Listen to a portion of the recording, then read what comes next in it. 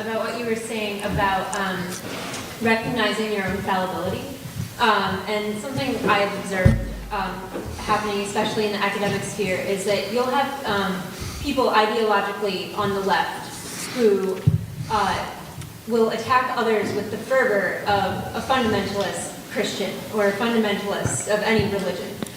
They seem to think their views are infallible and they are a true believer, and you are resisting that. And I've had trouble wrapping my head around that, because at the same time, often people in academia will come at you from a point of, we're the intellectuals, we don't, I get the sense that they wouldn't see themselves as associated with a religious fundamentalist. And I'm curious about your observations of that type of phenomenon.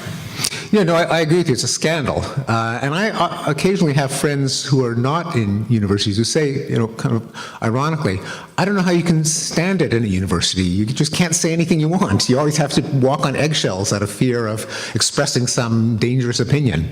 And these are people in the world of, business and literary agent and investment. We can say whatever we want. You guys can't. Now, this is a tremendous irony, because it's supposed to be the reason that taxpayers support these institutions and alumni and alumni is that it's considered a social good for ideas to be thrown out, evaluated, the bad ones criticized.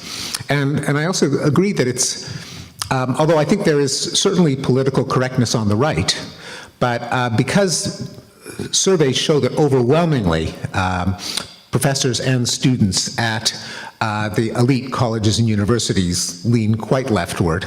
It's the left-wing brand of intolerance is more acute, at least in these forums. I think the right-wing version is more of a problem in government and in certain broadcast media, where there's also intolerance for discordant beliefs. But it's here on our own turf, we have to be concerned with the version that, for no particularly good reason, tends to be associated with the left. It's really, I think it's a disappointing and sad commentary that free speech has gotten the brand of a right-wing issue. Now, why should that be? There's no, by definition, it's just free speech, whether it's from the right or from the left.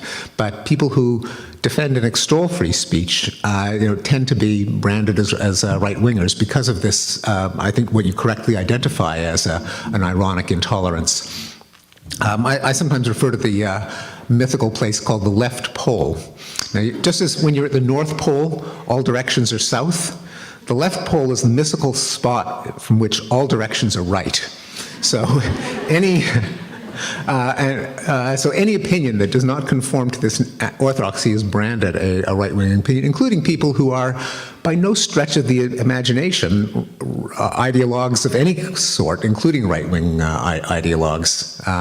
So I know that you had recently Christina Hoff Sommers speaking in this